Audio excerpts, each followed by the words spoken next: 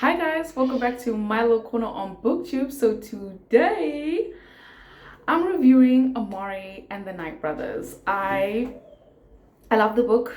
I give it 5 stars. I was obsessed.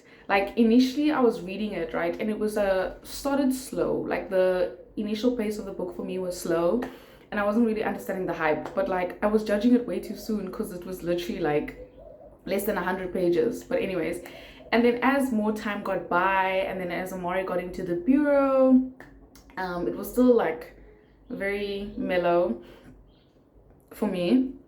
And then when everyone started like kind of getting their, everyone went to the bureau to get their superpowers. I mean, for the human beings to get their powers by touching the crystal ball, it was still like, okay, cool, cool, cool. But then when Amari, the only moonstone, oh my gosh, I'm not even explaining anything. Okay, first off, this book is about a 12-year-old girl, right? A black 12-year-old girl who was able to get into this school, prestigious school, scholarship, via scholarship. However, the issue is, for example, her brother also got into school, I think through a scholarship. I don't remember the name of the school she was in initially. And he also got in by a scholarship, and he was like A student. He is super well known. He's a literal super genius. He's good at literally almost everything, and he is well loved in the school. Amari, on the other hand, especially because both the brother and the sister, they're from the hood, right? Or they call it the wood. They're from the not so advantaged side of town. So because of that, she's looked down upon, right? And then especially because this book starts off with her brother who has been missing for 6 months, and a lot of people are assuming that he was actually in a gang or doing some shady business, and that's why he's missing, because obviously they didn't know a lot about his job description or anything like that. So Amari is like, no, my brother's not dead. And the people in the school, one of the main girls, super rich and a bully, basically jokes by saying that her brother is dead. She gets mad and she trips this girl, and then her scholarship gets revoked. And because the scholarship gets revoked, she's not able to continue in the school anymore because they don't have the finances to pay for the school fees, because the mom is a nurse's assistant and there's no father. The father was an alcoholic, and I think the mom left the father. I don't really recall that whole situation, but anyways, so now she doesn't have a school anymore. Life is rough. However, a knock comes on her door and she gets a delivery, and she gets a box basically, and this box opens up and showcases to her that the life that you know, the world as you know it, it's actually completely different. There's actually a whole supernatural world out there that you don't even know about. So basically she starts entering into the supernatural world, and that's how I was talking about the whole thing of her, because in this world, human beings, if they touch the crystal ball, I think they get 10 to 20% magic abilities or something like that. So whatever thing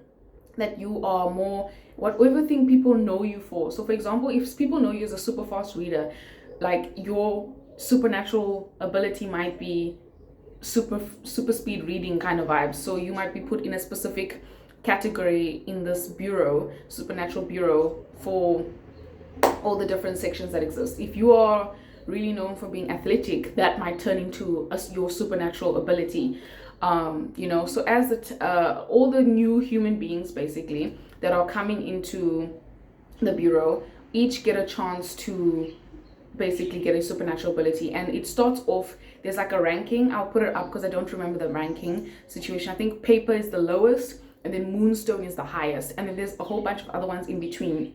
And our homegirl, of course, she's the chosen one. She's a moonstone, and her best friend Elsie is a silver. So because she's a moonstone, the only moonstone, she gets detected basically as a magician, and it says dormant ability magician now unlocked basically, and then it puts in brackets illegal, because in this world, the supernatural world only has negative experiences of magicians, because there was 2 magicians that are known, the Night Brothers. One was named Vladimir, and the other one I think it's Moray or Moreau, whatever his name was. Okay, so there's these 2 guys, and they wreaked havoc on the world. And the Bureau was created 700 years ago, and the whole Great War with the Knight brothers happened 700 years ago. And ever since then, the Bureau has been anti-magician. Anti-magician, all magicians are bad, all magicians are evil. But that's not obviously true. Not all magicians are bad, not all magicians are evil. So obviously now when it becomes a whole spectacle that Amari is a whole entire magician, people want to lock her up. People want to use her as scientific experiment because she has 100% magic, and they say that's not a right to have. However, this is when you find out later in the book, she was born with this magic. Like, it's not like she didn't get it from anywhere. Like, she was just born blessed with this magic ability, with this magician power. Like, it is what it is. She didn't ask for it. It just happened, okay? While other people have to work harder to increase their supernatural ability, she was just born with it, you know? Anyways, so it becomes a whole thing, and then she's trying to prove herself, but at the same time she's also trying to find her brother because her brother is missing. She doesn't know where her brother is. Everyone doesn't know where her brother is, and all the information surrounding her brother is classified information. So she basically joins the same department that her brother joins, which is the supernatural something investigations, what I don't remember all the things, okay? But she joins she joins this institution basically, or this section of the Bureau. And now the thing is, I think 32 students initially are selected as the beginning, but every single week they cut it in half. So 32 turns into 16, 16 turns into 8, and then 8 turns into 4, because there's only 4 positions that are open this year. So it's very competitive, and it's also the most dangerous field. It's also the most dangerous field in the Bureau. But Amari wants more info on her brother, so she gonna get that info, even if it means she gotta put herself head first into danger. She gonna do that. And I loved this book so much because, like, obviously it's super tense, the stakes are super high. There is this Knight brother, because Knight brother number 1 was killed by a man named Abraham Van Helsing, who we find out later was actually a magician. That's why I'm saying, like, not all the magicians are bad, because the whole Van Helsing family is the founding family of the Bureau, the Supernatural Bureau.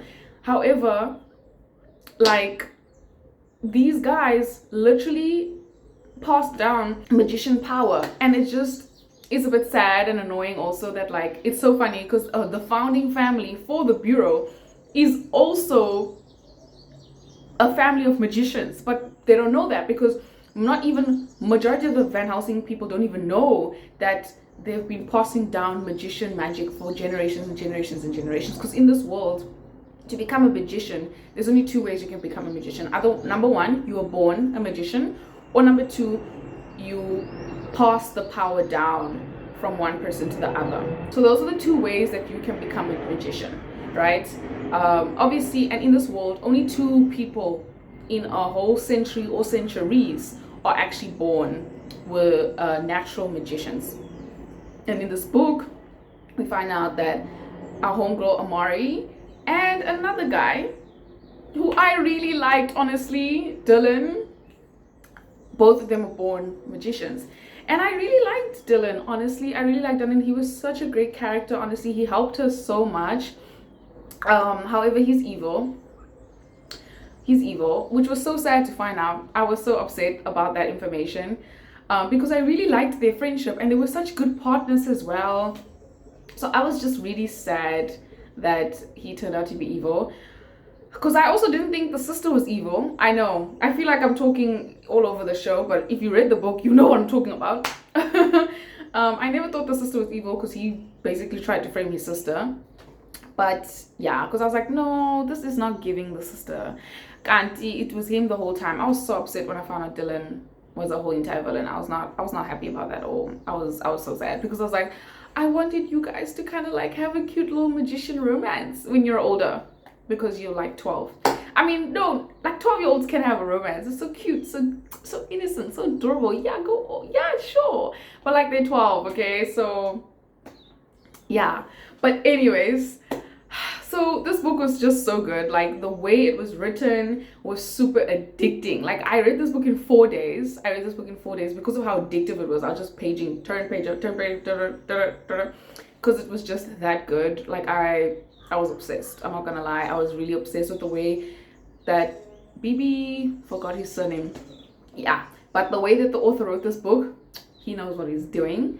Literally, he knows what he's doing, and I was hooked. I was hooked the whole way. I loved Amari's character development and how she was gaining courage, because obviously this whole thing of her, even her plan is a very bombastic, very audacious, very brazen, I guess you can even say, plan, where it's like, girl, you think you, a whole entire 12-year-old, can do what 30-year-olds can't do. Like, that is very brazen of you. That is very, very brazen of you. That's very, wow. Like, okay, girl. Okay, so you think you can do what we couldn't. Oh, okay. And she really did do what the adults couldn't do. Yeah, so very interesting, very, very interesting. And I love to see her character and how, like, because the thing is, as she starts off in this book, because her brother is like a super genius, his magical ability is super genius, literally. He had what I think is his super genius aptitude is his magical ability. So literally, he's showing something once, it's done and dusted. You never have to show him it ever again. So growing up, she's always compared herself to her brother, but without her brother there, a little bit of her confidence has like dwindled a little bit. But also because she grew up constantly comparing herself to her brother, she didn't realize how good she is, also how smart she is, and how courageous and brave and a innovative thinker she is herself, and how wise she is as well. Even at the age of 12, she didn't realize all of these things until she's been put in a place now where she has to prove herself, and she really proves herself over and over and over again, and I love it. I love it so much. So her character development and her courage and her confidence in herself and her self-esteem grows throughout this book.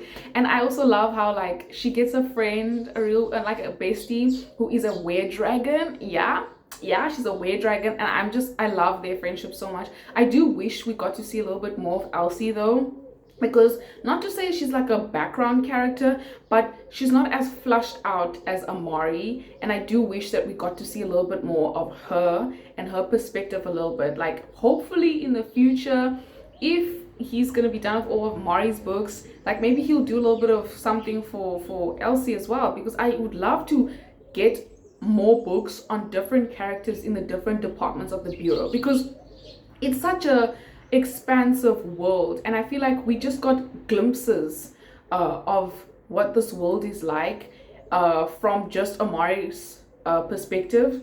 But I think giving different people in the different departments their own stories would be such a beautiful way to flush out the world even more, kind of like how Rick Riordan does with the Percy Jackson series, and then with the Heroes of Olympus, and all these different, like, we're following different characters and different groups of people, but it's all in the same world. And I think it would be amazing for the author to do the same thing with this universe, because it's such a beautiful universe and it's so interesting as well. And I would love to follow all the different characters in all the different departments and see like how they function, how it all works together. Yeah, because I'm currently reading book 2, Amari and the Great Game. I'm not far. I think I'm less than 100 pages in. I'm like 80 something pages in, and I'm also enjoying book 2 as well. So I'm just excited, and I really love this book. What else did I love? Yeah, I loved her relationship and her friendship with Elsie, because Elsie is also kind of like her only friend in the bureau, except for Dylan. She thought Dylan and Elsie were like her friends. Dylan turned out to be a douche, in the sense that he's evil and he wants to destroy everybody and make everybody like, well, he doesn't want to destroy everyone. I think he just wants to make everybody like bow down to him, kind of vibes, in the sense of like, you will respect me, put some respect on my name, and if you don't, maybe just say goodbye to your life. Say goodbye to your life. So I think that's Dylan, and Amari's like, no, this is not the way that we're gonna do stuff like this. No. And he's just like, you know, And then also she also has another bully that she has to deal with in this bureau. Well, her name is Laura Van Helsing, happens to just be Dylan Van Helsing's sister. And she don't like Amari because first off, Amari is a magician, right? Majority of people have a prejudice towards magicians for an obvious reason. And she makes Amari's life in the bureau like really, really difficult for no reason. And her father also, her father also does the same thing. It's really irritating. But at least by the end of this book, Laura Van Helsing actually has a little bit of a different attitude towards Amari, which I'm grateful for, because Amari finds her sister, Maria and Quentin, the brother, go missing, both of them, because they apparently captured the Night Brother. That didn't actually happen. They captured somebody else. But yeah, anyways, super interesting, super cool. And I love that she was also learning a little bit about her magical ability as well, thanks to Dylan. See, like, Dylan was helpful in so many ways.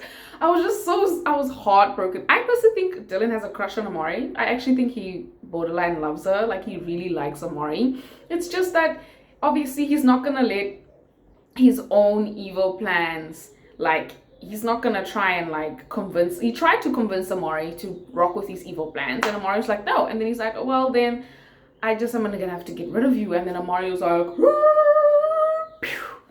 and then her powers, you know, lock him up. Lord. But otherwise, I really enjoy the book. Like, there's so much you could talk about and the different lessons that you can learn from the book. But I really loved the characters, and I loved the world, and how like the elevators all have like different personalities. Oh gosh, there's so much to talk about, as you can see, but I have been rambling as I always do. But I really loved the book, and it was so beautiful in so many ways, and it just showcases that it doesn't matter where you come from. You can always prove yourself, and you can always improve. That's something I really loved about this book, that like, because obviously the odds are against her because she's from the ghetto. She's from a really unsafe neighborhood, and a lot of people have prejudices against her in the real world and in the supernatural world just because of where she comes from. But she continually keeps proving people wrong over and over and over again. And one thing I also love is that one of her goals was to change people's idea about her, whether it's about where she's from, whether it's about her as a magician. And I love that at the end of this book, she does change some people's minds. Some people's minds do get changed from the way that she conducts herself. And it showcases that the way that we choose to live in this world, the way that we choose to show up in this world, does have an impact on people, whether we realize it or not. So it was such a good book. Yeah, so I enjoyed this book. Like, I could read it again, and I'd love to buddy read it with someone, just so that we could just gush about it all day, every day. But I really enjoyed this book. It was 5 stars for a reason, and I can't wait to talk about the second one. So anyways, thank you so much for watching this video. Don't forget to like, comment, subscribe, do all the YouTube things, and I'll see you in another one. Bye guys.